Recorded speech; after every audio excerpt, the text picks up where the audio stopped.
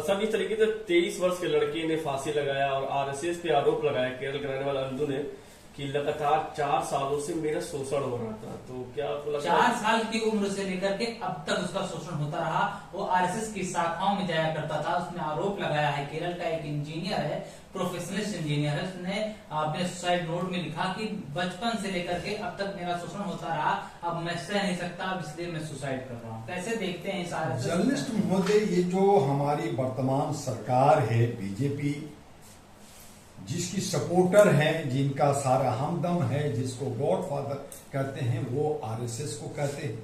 RSS की party BJP मानी जाती है। इस सरकार के अंदर विकास के नाम पर ये साधु सन्यासियों को जहां लोगों को ज्ञान देना चाहिए, प्रवचन में जो सदाचार आनी चाहिए, आज 114 सन्यासियों पे केस है।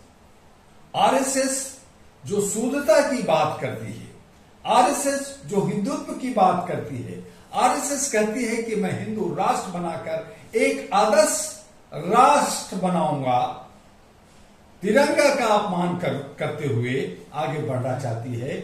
वहां लगातार जो पुरुषों के साथ यौन शोषण का जो मामला सामने आता है आरएसएस का, आखिर क्यों? यही मैं आपको बताना चाह रहा हूं जर्नलिस्ट महोदय कि एक केरला का 23 साल का युवा का यूथ कहते हैं, यूथ जो देश के लिए वो आईएएस बन सकता है, आईपीएस बन सकता है, खुद वो इंजीनियर था, नंदू नाम जिसका, उसके साथ एक दो बार नहीं, लगातार नागपुर के आरएसएस के हेडक्वार्टर के अंदर 4 साल उसके साथ बेविचार होता है, सहता है, बात को आगे नहीं बढ़ता। लेकिन जब कोई बर्दाश्त से पानी जब सर से ऊपर बहता है तो आवाज तो देगा। और फिर जब मीडिया में, सोशल मीडिया, आज इलेक्ट्रॉनिक मीडिया, हमारी स्ट्रीम मीडिया तो नहीं बता पाती क्योंकि उस पे वो पर्दा डाल देते हैं, लेकिन आज सोशल मीडिया जिससे हमें जानकारी मिलती है, और वहां भी आरएसएस के हेडक्वार्टर इस तरह का बेविचार, इस तरह का रेप, इस तरह का बलात्कार, युवाओं एक आवाज दिया ना जाने कितने लोगों के साथ। जैसे आज मेडिकल कॉलेज में यही कहा जाता है शिष्टाचार और संस्कार सिखाता है आरएसएस, तो वो आ गया ना जर्नलिस्ट महोदय, उनका चेहरा सामने आ रहा है ना कि शिष्टाचार आप दिखा रहे हैं, संस्कार आप दिखा रहे हैं। आज जो है आईएएस आईपीएस में भी शिष्टाचार, अनुशासन होता था। फिर मैं पूछना चाहता हूं कि हरियाणा में एक आईपीएस जो व्यभिचार का आरोप लगाते हुए वो सुसाइड करता है, तो एक सीनियर ऑफिसर के साथ ये दुर्व्यवहार हो सकता है, आत्महत्या कर सकता है। आरएसएस के हेडक्वार्टर में नंदू, केरला, जो एजुकेटेड जगह है, पढ़े लिखे लोगों का जगह है, उसके साथ ऐसा हो सकता है। तो आपका आचार और विचार और आपका आदर्श है कहां? आदर्श की धज्जियां ये सब उड़ा रहे हैं, ये सब। अरे प्रधानमंत्री जी तारीफ करते हैं, लाल किले से तारीफ करते हैं आरएसएस की। मुझे तो समझ में नहीं आता कि ये सारे के सारे, जिसको कहते हैं ना, जो कुमारा होता है उसको रंडुआ कहते हैं, ये कुमारे लोग से भरे पड़े ये कहे ना आकर के, जैसे अटल बिहारी वाजपेयी जी ने कहा था कि मैं ब्रह्मचारी नहीं हूं। इसका मतलब है कि कभी मैंने कोई गलत काम किया है। आज ये कहे ना कि मैं ब्रह्मचारी हूं, मैं सदाचारी हूं, मैंने कोई गलती नहीं जीवन में किया है। तो ये तो परिपाटी बनी हुई है। जब से बीजेपी बनी है, इनके तमाम लोग जो है भ्रष्टाचारी, बलात्कारी ही पे बलात्कारी निकल रहे। कई लोगों की इंक्वायरियां चली, कई लोगों को केस चलिए, कई लोगों को छोड़ दिया जा रहा। इन्हीं के लोग जिनका आप मोदी जी की बात कर रहे हैं, कर्नाटका में चीफ मिनिस्टर का लड़का 1000 से ज्यादा लड़कियों को रेप किया, उनकी बड़ाई किया था मोदी जी ने, ये मेरा बहुत अच्छा हमारा कैंडिडेट है, हमारा जनप्रतिनिधि है। फिर वो भागा विदेश, फिर आया और उसको जमानत दे दिया गया। केस चल रहा है। तो आरएसएस के तमाम बड़े नेता शादी आखिर क्यों नहीं करते हैं? यही तो सवाल है। जब उनको चखना मिल रहा हो तो मखना किस वक्त?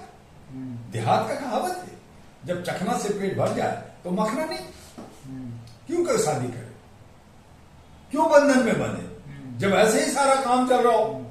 तो लड़कों के साथ जब हमारे इन्हीं का अभी बिहार में तेजस्वी जी वो नीतीश कुमार एनडीए के घटक है ना, उन्होंने पार्लियामेंट में कहा ना, अंदर जाता है गिर जाता है, ऐसा हो जाता है वैसा हो जाता है, और औरतें महिलाएं संसद में बैठी हुई, मुख्यमंत्री है बोल दीजिए, कितनी शर्म की बात है।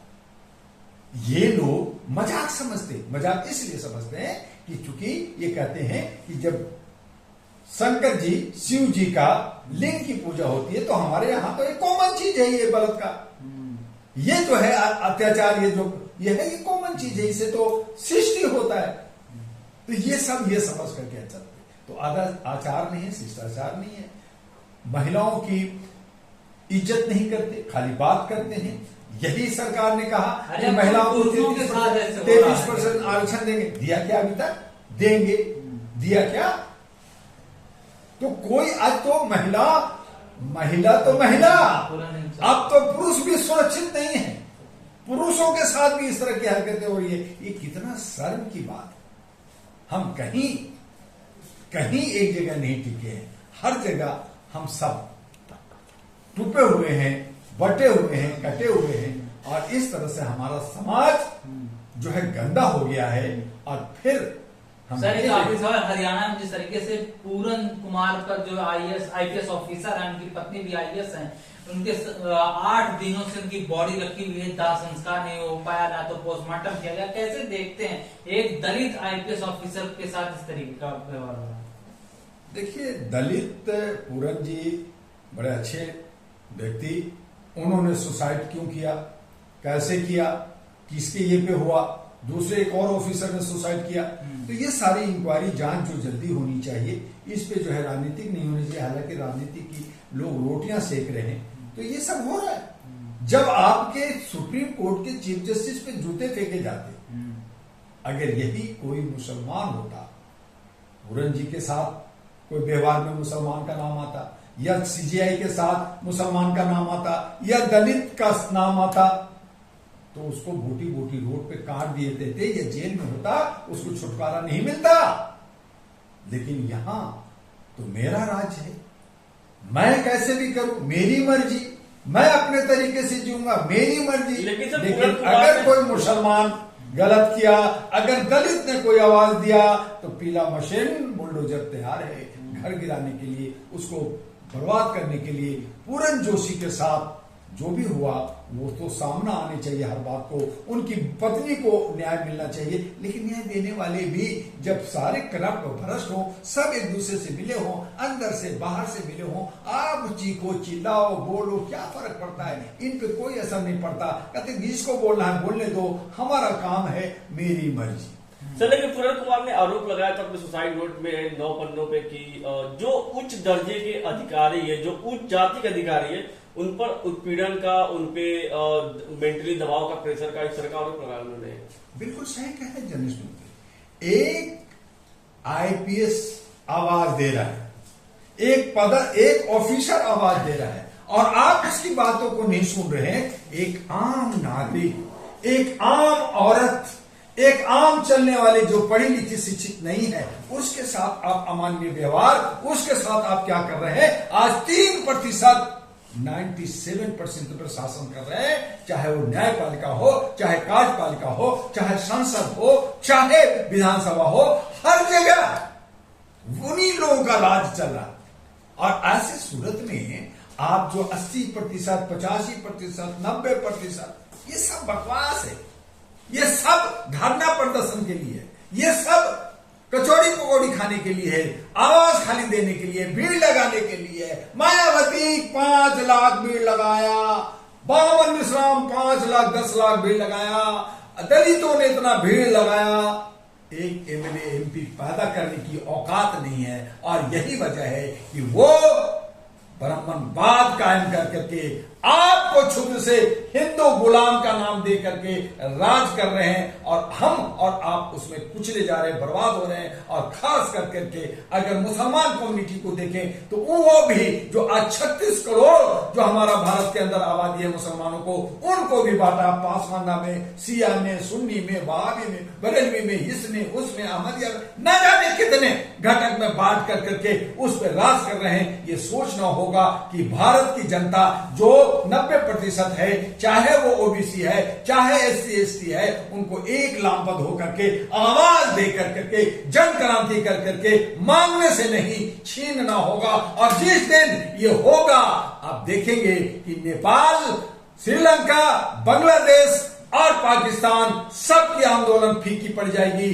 एक ऐसी तरंग और उमंग आएगी कि जितने भी गुमराह और जितने भी नेता जो मेरी मर्जी चल रहे हैं, जो तानाशाही कर रहे हैं, जो हम पे और आप पे जो जुल्म कर रहे हैं, ये जो नफरत की खाई बना कर करके लूट रहे हैं और बर्बाद कर रहे हैं, ये सब मिट जाएंगे। और मिटेंगे ऐसे कि फिर ये उगेंगे भी नहीं। ठीक है। थोड़ा सा जोश भर दिया। ठंडा ठंडा बोल रहे हैं शुरू में, क्या बात तो भर तो दिया। तुम्हारा जब बात करोगे तो दलितों का तो जोश भर दूंगा। बिस्किट तो ठीक है, लेकिन आप उस मुद्दे मायावती की रैली में सर भाजपा की पूरी भीड़ थी, वो पूरा भाजपा में सब सब छट्टे कट्टे मिले जुले, उनको भी पैसा बचाना थे राजा को। RSS वाले ठंडा था, RSS वाले मुद्दे ठंडा हो गए थे। उस पर कुछ है ही नहीं यार, सब जानते कि ऐसे चोर है, उसको तो बोल बोल करके आगे बढ़ा रहे हो, उसको उसके तो बात ही नहीं होनी चाहिए। ये वहाँ पर जिससे जो व्यवहार हो रहा है, लड़के के साथ रेप हो रहा मेरे मन का है, तो ये RSS RSS एक मतलब राष्ट्रीय स्वयंसेवक संघ नहीं, ये राष्ट्रीय समलैंगिक संगठन है।